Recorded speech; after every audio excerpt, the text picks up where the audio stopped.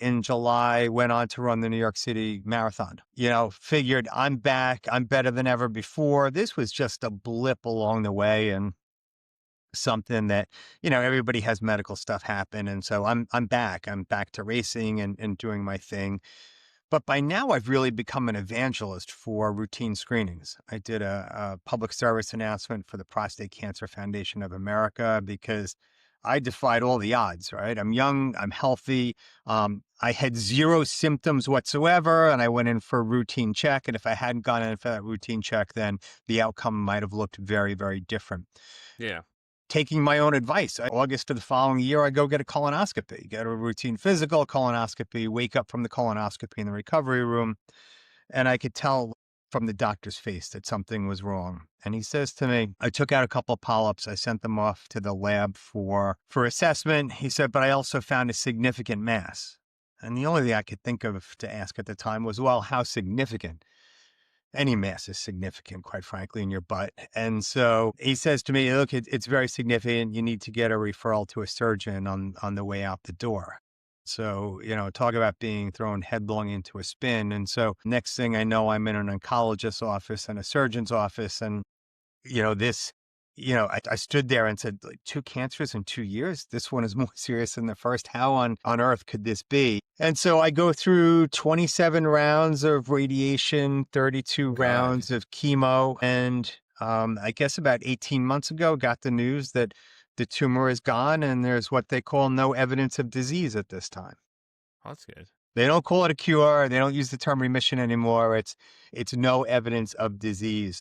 When they use that term, I chuckle a little bit about the irony because there's plenty of evidence that cancer leaves behind. And some of it is in the side effects from the treatments. So I still have, neuropathy, tingling in my hands and feet, that kind of thing. So there's things that just chemo does weird stuff to your body. And I was part of a clinical trial. And so the natural course of chemo is 2 chemo drugs at a time. I actually did 3 chemo drugs at a time. My fitness was money in the bank. And so the doctors were like, we hope you get into the experimental group because, you're in good shape. Emotionally, you can manage this. Physically, you can manage this. You skew younger than lots of other folks. And so you can do this. So there's the physical symptoms that the cancer treatment leaves behind, but there's some emotional ones too. I go to the doctor, it feels like almost every day. But I go for, scans every 3 months as part of this clinical trial. And the good thing is, I'll know if cancer comes back, very, very quickly. The downside is it's like being on a merry-go-round or spinning a roulette wheel. And every Yeah, it's time I almost go being for, lab rat almost. Yeah, I kind yeah, of feel that's every what I'm time, feeling from that. I was like, that's crazy. yeah, yeah. So I've got that. But look, and lots of folks talk about the downside to cancer. I'm not one of these guys that says cancer is a gift. That's crap. Cancer is no gift. But I will say that there are some gifts that you can extract from the experience. And so, my ability to manage triathlon, to train for it, really teed me up for this race that I never signed up for. I never knew was coming. I thought I was just kind of a weekend warrior trying to reclaim my youth. It was a midlife crisis kind of thing. It was either dye my hair, buy skinny jeans, and get a Corvette, or, swim, bike, and run in a way that's squarely Not the mediocre. skinny jeans, no. That's awesome. I mean, but you did a triathlon. That's like I don't know what to say to anybody, but anybody that can accomplish that, that's an amazing feat, regardless of age, because that's a lot. Like you're doing a lot there. 20 something miles running, it's like what? Then you swim in 2 miles in the open water, biking, all that stuff. That's all an accomplishment right there. I mean, wow. But to me, when you were telling me the story, like they're like, I hope you get into it. It's like, yeah, it kind of feels like lab ratish. And then you said the wheel. I'm like, yep, the lab rat came out because it's like, now you want to experiment on me kind of because my physical condition to see how I handle this drug. And it's like, I don't know about that, but Well, look, I will say I did the clinical trial for a couple of reasons. One is that I'll just be frank, right? So I worked in health and human services for 35 years. mhm. I walked beside people literally in their darkest moments. I'm the guy, like your kid overdoses at 3 a.m., you call me. Your marriage implodes at 8 p.m. because somebody's on Tinder, you call me. And I'm the guy that helps kind of patch things back up. And Yeah. suddenly there was a role reversal. And Look, the survival rates for stage 3B colorectal cancer are not what they are for prostate cancer. And so, for me, it was, if this is a game-changing diagnosis, I would love to leave some lasting contribution and help inform the science going forward. I kind of felt like I really had nothing to lose at that point. So, when I went to my first oncology appointment, the oncologist started showing me these meditation videos and stuff. And I'm like, hold up, you got the wrong guy. Like, that is not my scene. I'm not going to visualize the tumor in my butt. I want the most powerful chemo you have. I want the radiation with green and red light beams blasting into me, and He's like, I want to go just Incredible make it Hulk at go this point. away, Let's right? go. Yeah, so let's do this. That was my mindset. The other thing it does is it levels the playing field, right? And so my healthcare was exquisite. I have zero complaints. The team was fantastic to a person. But as I went into this, I'm like, all right, so now they need me as much as I need them. And so it made it a lot better. And I formed like wonderful relationships with my healthcare team. And I recognize the privilege that goes along with this. And so not everybody has the same access to healthcare. Not everybody's well insured. Not everybody has access to routine tests. And so if I would have found out 6 months later, the outcome here potentially would have been really different. So, I was happy to make that contribution. Some of it was selfish because I looked at the data. I know a little bit about this stuff and looked at it and said, there seems to be something to this more aggressive approach to dealing with colorectal cancer. So, Yeah. it's certainly been a journey. And, I wrote part of the book during my chemo infusions. The way infusions work is, you go and sit in a chair for 6 to 7 hours. They send you home with a little pump that goes into a very stylish fanny pack. And then you go a couple days later and they disconnect it. And there were days that there was one point in time where I actually gave a keynote speech with my chemo pump tucked into my jacket pocket. So I'm literally being pumped with chemo and giving a keynote talk. Wow. I will say triathlon really geared me up for that. There were times when I woke up with chemo side effects because it makes you nauseous and I would throw up before I came to work. And, everyone's like, you threw up, you're still going to work? My wife was like, are you really going to work? Yeah. When I threw up during triathlons, you throw up during triathlons all the time. I've run 15 marathons. You throw up during marathons and you brush your face off and you keep going. And honestly, that attitude, and it's not for everybody, right? That attitude helped get me through some really tough times. What triathlon does that's different than other things, and I'd say the same thing for long distance running, is you get comfortable with being uncomfortable. So mile 18 of a marathon, which maybe more people can relate to because more people have done marathons, just as a solo endeavor. When you hit mile 18, the wheels come off. It sucks. And so you are dealing with, your legs feel like cement. Your legs are telling you to stop. Your brain is like, why the hell am I doing this? Right? I'm getting the same banana that everybody else is getting at the end. Nobody's chasing me. I really don't have to do this. But you keep going. And by the time you go from mile 18 to like mile 22, you hit mile 22 and you're like, all right, like I've got a little bit more than a 5K left. I can do this. Like I'm mostly there. I just need to finish this off. And that recognizing the uncomfortability, recognizing that things suck, and just putting one foot in front of the other and keeping it going makes all the difference in the world. And it helped me navigate cancer treatment in a pretty significant way. Yeah. Listen, I had a question for you though. Where did you get your mindset from? Have you always been a big sports guy or anything like that? Because it never been a sports guy. Is your dad instilled this? Or is it just something you developed doing these triathlons? It was just like because the mindset you have is nothing but positive. Regardless of what was going on, it's like you're not gonna let life keep me down. Like, forget it. This thing I'm gonna deal with this thing. Even go if they're doing a keynote speaking while you're getting pumped with chemo, it's just like certified badass level of just things, man. Like, wow. Like just the positivity that radiates off you is just amazing. I just have to say, like, I could just notice that when you're telling that story, like just the amazing amount of energy that's just popping off is just like, wow, this guy just had figure out the mindset to be in, And with everything that you were going through and all those treatments and everything else like that, you're like, yeah, I'm not gonna let this beat me. Even when your wife said, hey, are you gonna go to work after? Yeah, I'm not gonna let this thing win. Forget this. I'm gonna go take care of business.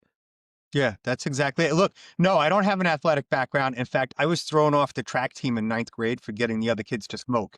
And so that was my athletic career lasted like 3 days. And so but I picked up running midlife. I was actually at a conference in Tampa, Florida, in a bar at 2 a.m. doing what people at conferences do at 2 a.m. in a bar. And a bunch of guys are like, "Hey, you want to run a 5K in the morning?" And I'm like, "In like 4 hours? All right, what could go wrong with that? That sounds great." And so I show up at this 5K like in an undershirt that I wore under my suit and cargo pants, and the gun goes off and I take off like a bat out of hell, and probably a minute and a half later I am walking and panting and dying and that kind of thing. And so I turned in a time of 36 minutes.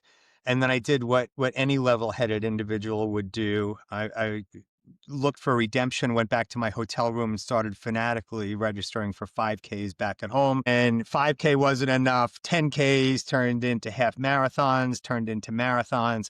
And then it wasn't bad enough to suck at one sport. I needed to suck at three sports. So I took up swimming, biking, and running. By the way, I went back to that conference 3 years later and actually won the 5K. There you go. And so like a full circle kind of moment. So again, I think it was like a midlife crisis by the fact that I was so out of shape in my mid 40s. And, you never know kind of what the plan looks like in all of this. And, I had no idea that it was leading up to this. I do want to say, and I appreciate your words and they mean a lot. There were times when you do this where there's some dark moments. And Yeah, I believe I it. wrote about it in the book, and my now wife and I were together about 6 months when I got my first diagnosis. And I remember sitting down with her and saying, look, this is still fairly new and you didn't sign up for this shit. If you want to tap out, I absolutely get it. And let me deal with my stuff and then kind of we'll see where we land. And she's like, have you lost your mind? Like, that's not going to happen.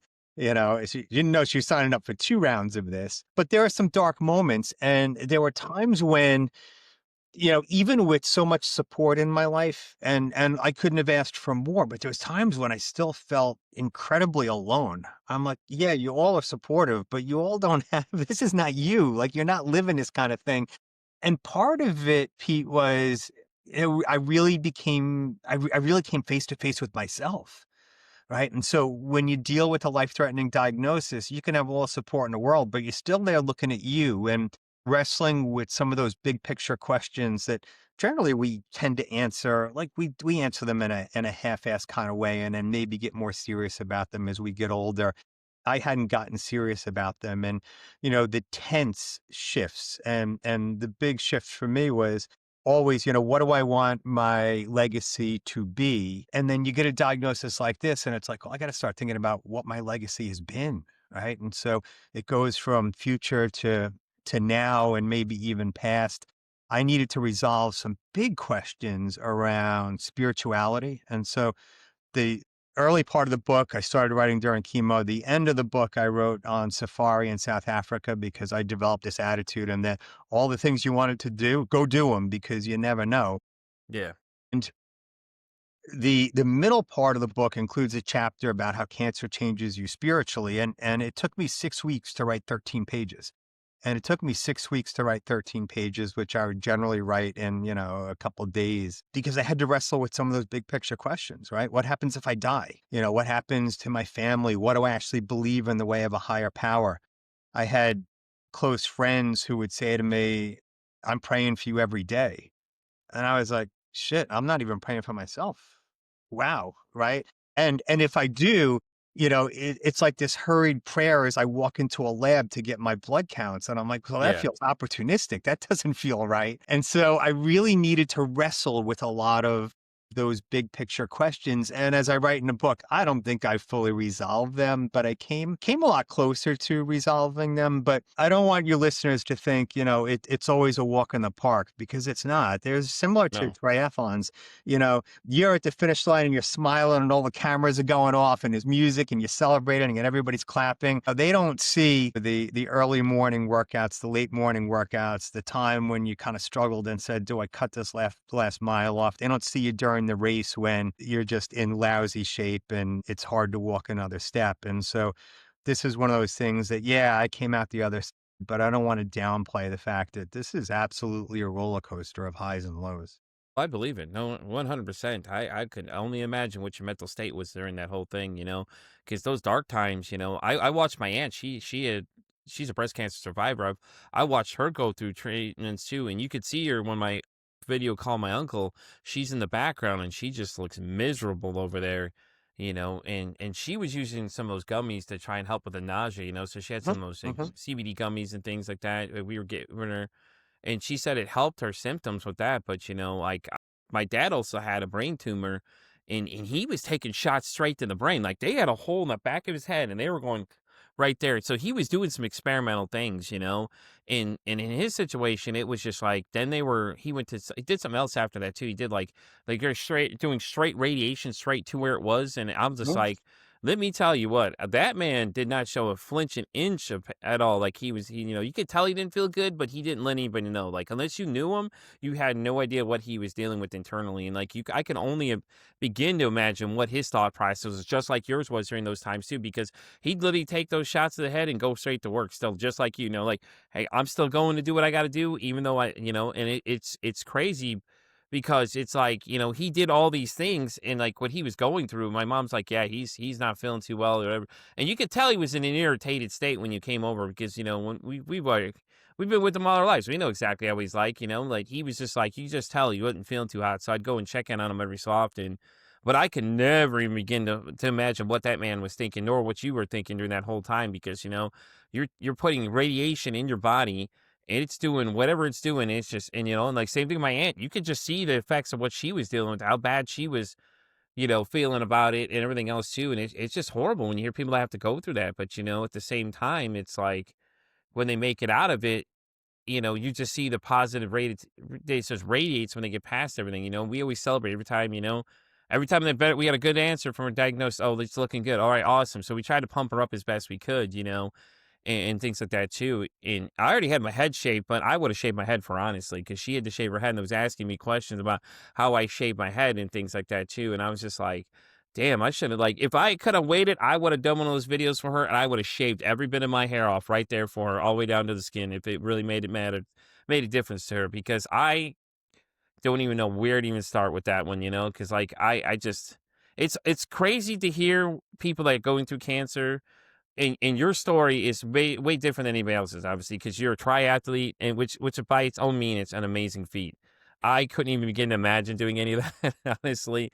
Like I was just like, I was feeling. You're like, your legs are heavy. I'm like, my legs would have been heavy after about 2 minutes of running in that thing. I would have been done. The swimming part, okay, I would have been all right with. The biking part, kind of struggled through it, but the miles, nope. After that, there's no way now.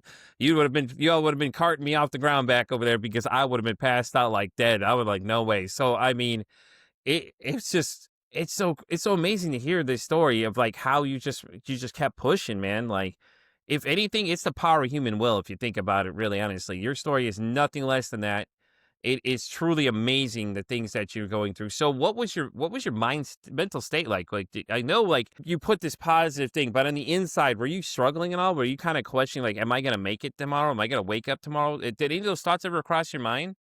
Yeah, and look, they still do, right? And it still resonates. In fact, as I finish the book, there's this kind of like gap between the time you're done and the time it Mm-hmm. actually comes out. And a couple days before it came out, I woke up in the middle of the night and I'm like, suppose my and I had a test scheduled. I'm like, suppose my cancer comes back. Like the book is already done. Like, do I write like an epilogue now and say, okay, the outcome wasn't what we thought, or the ending changed, and that kind of, so you're always looking over your shoulder during it. I went back and forth. 90% of the time I was fine. There was 10% though where you play out and say, what happens if, and what's this going to be? And I came up with this metaphor really where, I ran alongside the fear, right? So the fear showed up. We ran together for a couple miles. And then I said, I'll see ya, and ran faster, right? And outran it. And so I used to think, when I would land in those places, I'm like, I'm just running beside the fear for a little while.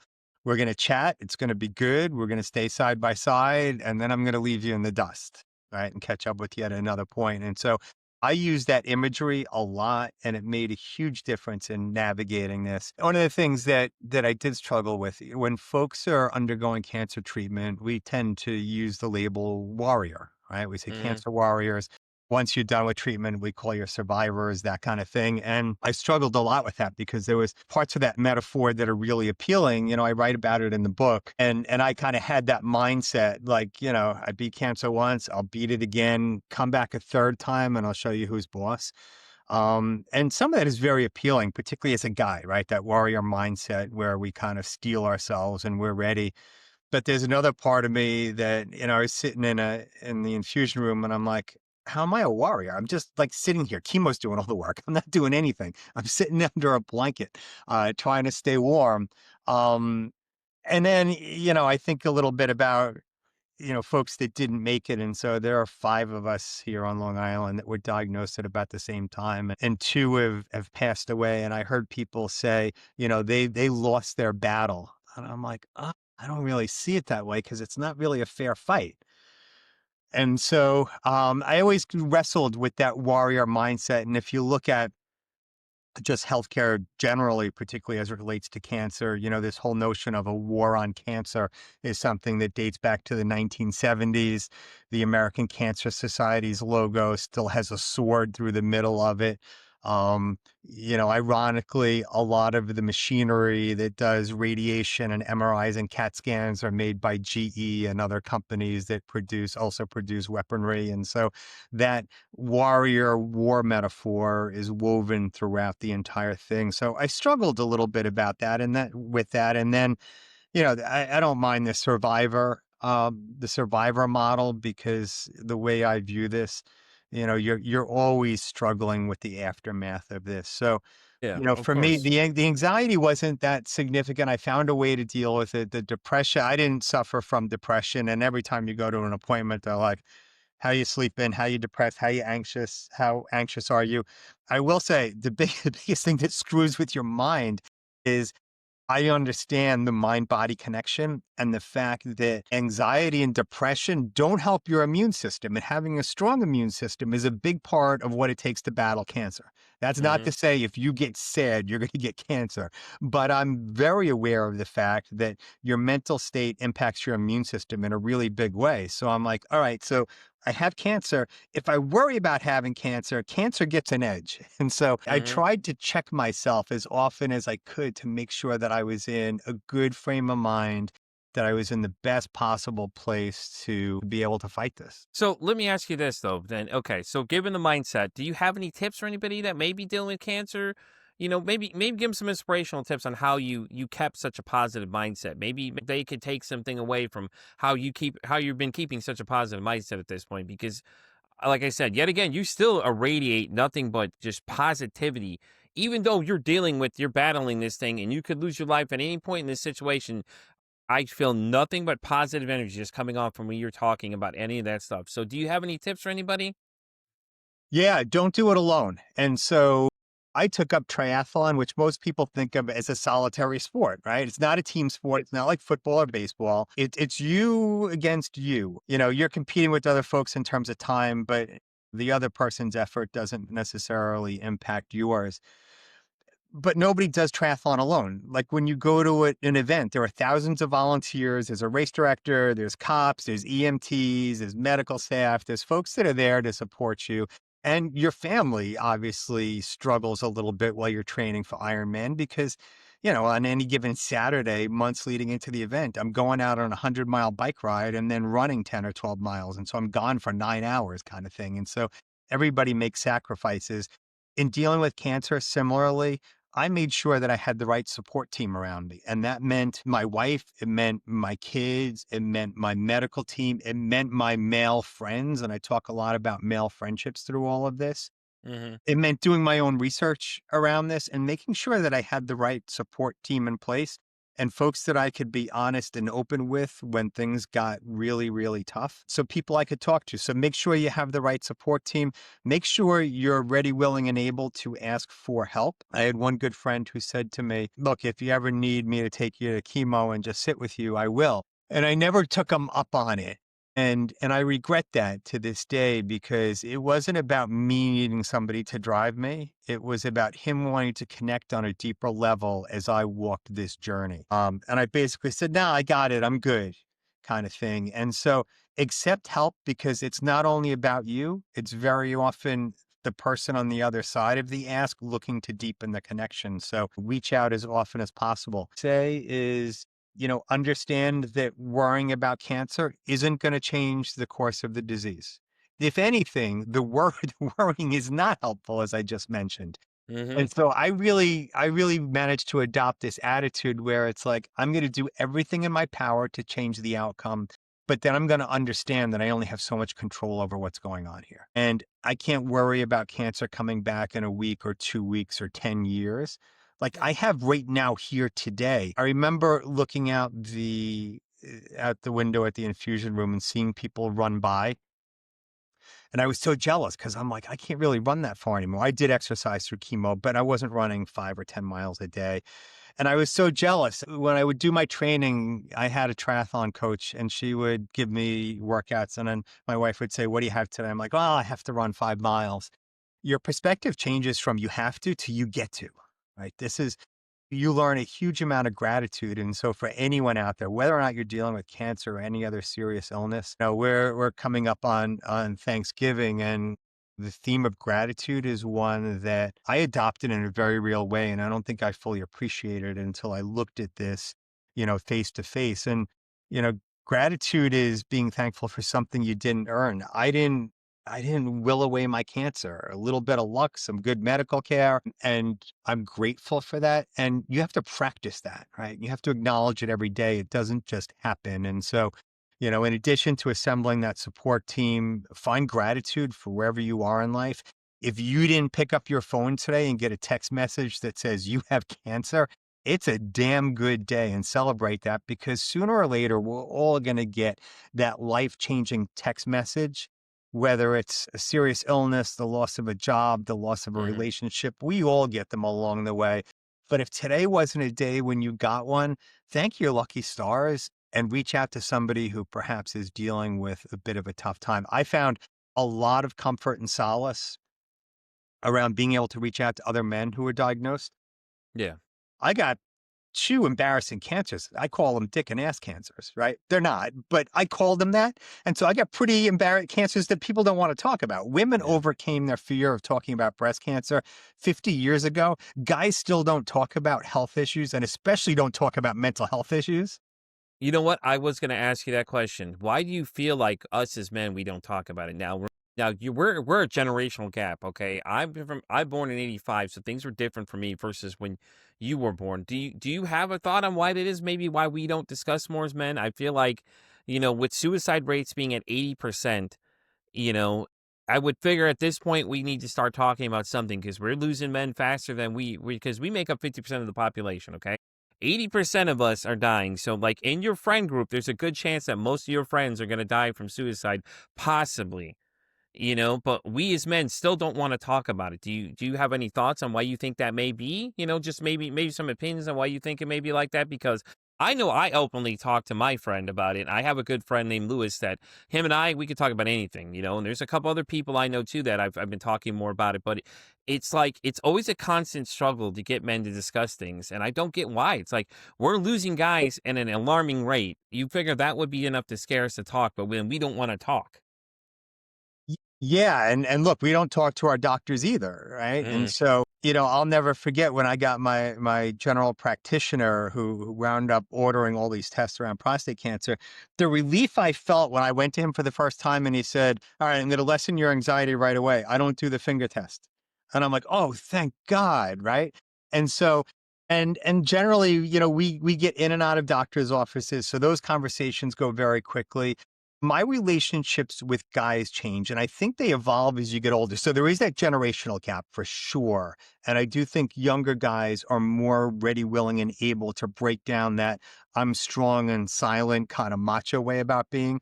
But yeah. I've also found with some of my guy friends, as we get older, there's more of that. And so there's a chapter in the book where I write about how cancer changed my friendships. And I have 4 or 5 close male friends, and all of them, we would get together for lunch, dinner as I was going through all of this, and we'd leave and they'd say, "I love you." And it wasn't like the backslapping, "I love you, man," right after a few drinks. It was a genuine, heartfelt thing. And the first couple of times it happened, I'm like, I didn't know what to say. I'm like, "Oh, cool. See you soon, buddy," kind of thing. And then driving home, I'm looking in the mirror. I'm like, maybe I look that bad. Maybe they think I'm going to check out. Like this was like our last lunch together. Maybe this is like, I better tell him this because he's going to check out. And so I started thinking about, am I going to die? Like, is that why they're doing this? Wrestled with it a lot. And it was interesting because look, I'm pretty progressive and woke, and these guys were saying this, and I'm like, why are they saying this? It's weird. Like it doesn't click. And then I thought back and I'm like, look, I probably said I love you to thousands of women. I didn't necessarily mean it every time. And why is this such a big struggle when guys try to connect? And eventually I was able to overcome it. And say it back and mean it, but it threw me off my game. And I spent a lot of Yeah. time thinking about why should this throw me off my game? I spend a lot of time with these guys. In a couple of those cases, they're people I've known for 35 years of my life. And so why should it be so odd for us as men to express that to one another? But it is. And so I like to think that I evolved a little bit in the conversation. I've also talked to guys that are newly diagnosed, they're just freaking the hell out, and they'll freak out on the phone with me, and I'm very clear in saying, "Look, so my doctorate has nothing to do with medical stuff, and so I can only talk to you as a guy that walked the road. You should be talking to an oncologist or a urologist or somebody else, so I can only help you in that way." But there are guys that have been diagnosed and wait a month to tell their wife or their girlfriend or their partner, and I'm like, "You're talking to me for an hour. You're freaking the hell out. You should be able to have this conversation with the person who's closest to you." Well, I'm embarrassed. It's embarrassing. Why? Right? This happened to you. Why is it embarrassing? And Yeah, so exactly. I think as guys, the more we can talk about this, the more we can acknowledge that things make us anxious or depressed. I do think, there's this cultural stereotype around toughness and being strong and silent and just suck it up. As tough as I was, there's a chapter in the book that talks a little bit about playing the cancer card. And I never played the cancer card. I didn't miss 5 minutes from work. I was at work every day at 7:30. I had radiation at 7 o'clock. I was in my office at 7:30 because radiation is quick. I worked while I was sitting in the infusion room. As I said, I gave speeches. I still did my thing. But there's a part of me now, it's like, you know what? You could have taken a damn day off, right? Hmm. Your life was in jeopardy. The organization I run has been around for 141 years. They were around for 128 before they ever heard my name. They're going to be around for another 100 when I'm gone. I could have taken a day off. And so part of this is, guys, is, let me show you how I can power through this, and let me show you how tough I am. And sometimes I think it's stronger to be more vulnerable, to say, I'm having a hard time with this, right? Tell them on the That's back. really where the strength comes from, and that's where connection comes from. I 100% agree with you on that one because like I there's a friend of mine that also podcasts. His name's Jay, and him and I tell each other we love each other all the time, man. And you know what I think it is when people hear that they're like, oh, they're gay, and that's Right, the first thing it jumps to, and it's like right. I think this whole oh you're gay thing is just so stupid at this point. It's like guys, come on, now stop. Like, what does it matter if someone likes the same Okay, to me that's your own business. What the hell you doing your own business? Your business. But to me, that's what it is. It's that, oh, you're gay, Yeah, because you always see it in these movies. All the macho guys get together, and that's all they're saying. He's like, oh, what are you, what are you, the FAG word? It's like, it's like, why? Why do we got to keep doing this kind of shit? Why can't we, and then the whole aspect of alpha males, it's like, if you're the alpha male, then you should be able to talk about everything. Your feelings, all this stuff nothing should be off limits to you. But we limit everything because we as men, we do this tower system, you know, and we build. That's the way we communicate. We feel like we have to outdo one another. Oh, I could be stronger than you. I could deal with all these things. But it's okay sometimes to admit that you need help. And I think that's the craziest part is that, we need help, but then we're scared to tell people about it. Well, I'm scared if I have colon cancer for whatever. Okay, so what does it matter? Like, what are you embarrassed about? I don't get it. Like, I never really understood that. My dad and I, we had an interesting relationship. Recently he told me I love you, and I had the same response you did. I was like, okay, man. Like I didn't know what to say. But Right. all these years, as a kid, he would tell me that after that, we didn't really say much to each other. I've watched him battle a lot of things, go through a lot of things. And then all of a sudden, he just started saying it to me, and it threw me off at first. And I was like, dude, is he dying? Is there something I need to know? Is he going Right. to bite the bullet tomorrow or something? Like that thought starts racing through your head. And to me, it was really weird at first because he's never done it because we've always seen him. He's always like the very, keeps to himself kind of person. But I admired that about him, though. He was the type of person, no matter what it was, he was still going to the next thing. He knew what he had to do and he took care of business every time. And then there's two times he actually threw me off. The second time is that when me and my ex split up and I had to take care of three girls on my own. I had three daughters on my own. I'm working two jobs.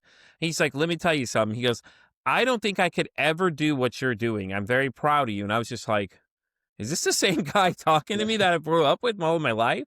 And for him to come and say that to me, it was shocking, and then we had another interesting conversation too when I went to visit my brother recently because I lost my godmother. I was very close with her, so we went back to for the memorial and everything. We were in the middle of a breakfast conversation. He said, "Oh yeah, you know what this scar is from," and he was hinting at it was. I'm thinking that's what he was hinting at. It was a suicide attempt. I'm not sure because he knows what I do now. He knows I do this podcast, and all of a sudden the conversations have changed a little bit when it comes with him sometimes. Like he'll start talking about more other things. And then, I was talking about the show at the time. My brother's asking me how's it going, and I was telling him about it. And then he had made that comment. Like my dad makes a lot of weird comments sometimes. And he had made that comment. So I wonder if that's what he was hinting at. Maybe he understood more than anything of like the things that Yeah. we deal with. It's kind of interesting. But, ever since starting this podcast, the conversation has changed with a lot of people I know. More people come up to me and go, listen, I understand you're going to understand this conversation and then tell me things that they wouldn't tell most people. And especially guys. There's a lot of guys that come in now that where I work in a customer service setting. A lot of these guys come in. The other guy, I had a guy come in talking about his son took his life and was talking about how he did it and he didn't understand things. And, me and him were just talking. And mind you, I don't know this person personally. And all of a sudden, he just started telling me about it. And I thought it was so interesting because I was just like, listen, I do a podcast in this area space. So I understand exactly what your thought process is. I just said, just do me one favor. Don't blame yourself for it. And he said, that's a funny thing because that's what the note said too. This is not your fault. And when it comes to that kind of stuff, it's harder for us all to talk about it because the macho persona comes out and it's like, oh, you can't talk about it. So it's interesting when I tell people what I do podcast wise. I like to watch the older guys get all like, kind of like, oh, well, we don't talk about those kind of things. Everything falls into a general topic. I'm like Right. laughing. Right. I'm like, okay, man. Whatever, and I don't let it phase me because I know that the thinking was different, back when they were younger to now. Like, mental health has changed by far. Has changed because they used to think shell shock was strictly only military. PTSD is now they're changing it to something else now. I don't remember what they're changing it to now.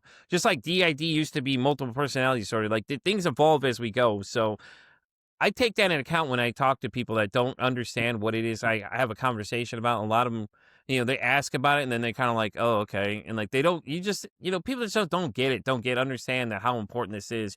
This should be just like going to the doctor every day. You should be able to talk about what you deal with. And I feel Exactly. like, we make it such a like taboo word to say, oh no, I have mental health issues. So people instantly freak out, go, oh God, you're crazy, or you're something's wrong with you, or you need to be in the hospital. I'm like, trust me. When I talk about mine, it's nowhere near half the people that have been on this show that tell me wilder stories than that. And they're still here pushing through everything else like that, regardless of all the negative comments. And it's saddening, but at the same time, it means that I'm doing something right if I'm forcing this conversation because it's time to have this conversation now, especially the younger men. When the internet was introduced, social media especially, the percentage of suicides in young men went up to 20%. Like, that's a massive jump from where it was. I think it was like 7 or something like that. One of my buddies, Mr. Whiskey, does a podcast too. He just one called Couple of Nukes. And he and I, when we were discussing it, he had mentioned that. And I thought that was an alarming rate.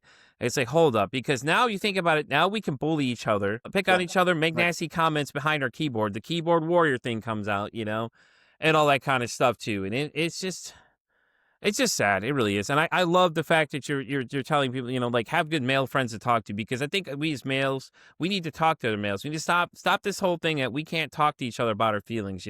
A lot of times you'll find out that a bunch of group, it's one person's waiting for somebody to say something so everybody else can jump in. I did have a gentleman named by the name of Blake. He came on the show and he said that when his fantasy football group, he had mentioned, one of his problems were, some of his mental health issues, then everybody jumped in and started mentioning it. So like we're all sitting there waiting for somebody to say something Yeah. so we can get in. So with that being said, let's get into one of my questions I ask every single person that comes on this show. Okay. So this is an interesting question.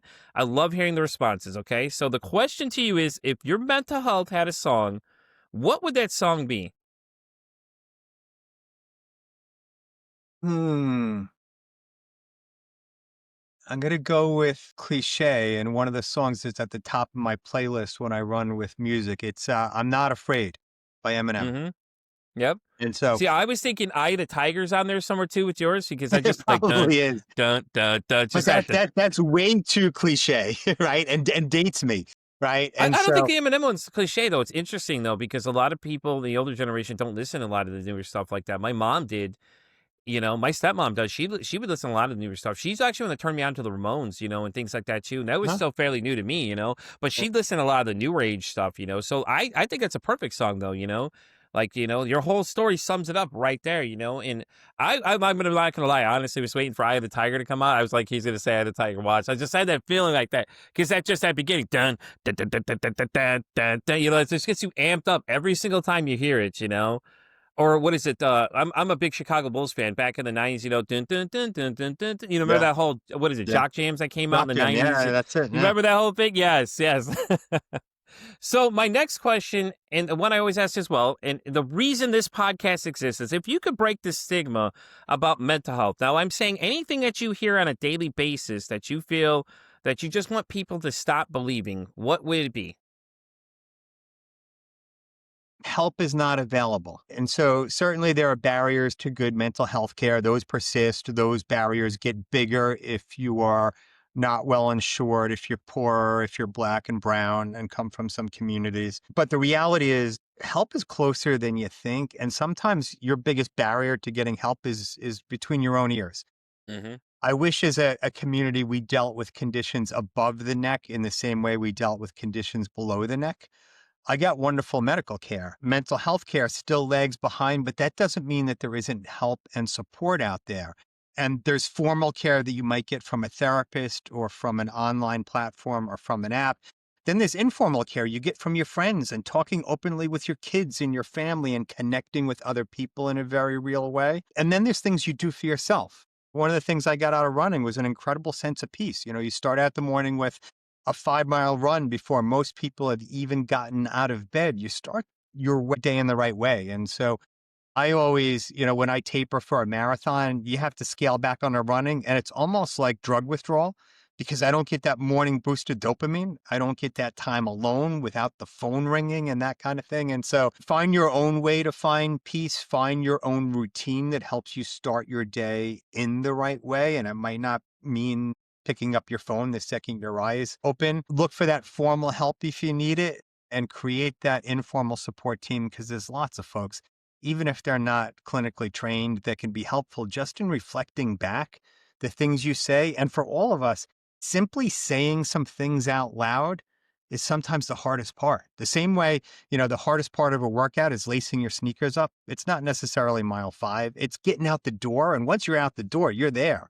Hmm. This type of thing, just starting the conversation can be the hardest part, but say some things out loud. I agree. I agree. And with that being said, we're going to wrap up this episode of Pete versus Anxiety. Dr. Jeffrey, do you want to let everybody know where they can find you? Obviously, the book is available everywhere you get your books at, but do you want to let them know where they can reach out? Instagram, a website, Facebook, anywhere you think is the best place for them to come and check you out if they want to give you some words of encouragement or they enjoy the book? Sure. I've got a website for the book. It's called everymilematters.com. I've got a personal website, jeffreyreynolds.com. You could find me on all the socials, generally at Dr. Jeffrey Reynolds on Instagram, LinkedIn, Facebook, all the major platforms. So yeah, look me up and look, if you're out there struggling with something and I can be helpful to you, hit me up. No strings attached. I'm always happy to talk, always happy to help. Absolutely love it. Thank you. And with that being said, thank you so much for being here. I appreciate you coming in. Your story was amazing. I love what you're doing. Keep going, man. Keep going. I love the positivity of what you're doing. Like I said, everything you say, it just irradiates positivity. And I really appreciate you coming and taking time to be here with me today. Awesome. And thank you for helping to spread the word. These are such important issues and you're doing a really important and valuable public service. So thank you for everything you do. I really appreciate it. And with that being said, guys, we're going to wrap up this episode of Pete vs. Anxiety. I'm Pete vs. Anxiety on X all the way down to TikTok. I'm on Spotify all the way down to Pandora Radio. And as I always say, it costs nothing absolutely to be kind to somebody. One kind act you can do can save some life, or hell, you're going to make their day. I'm Pete vs. Anxiety signing off saying, don't ask how your day is today. Say, hey, how's your mental health today?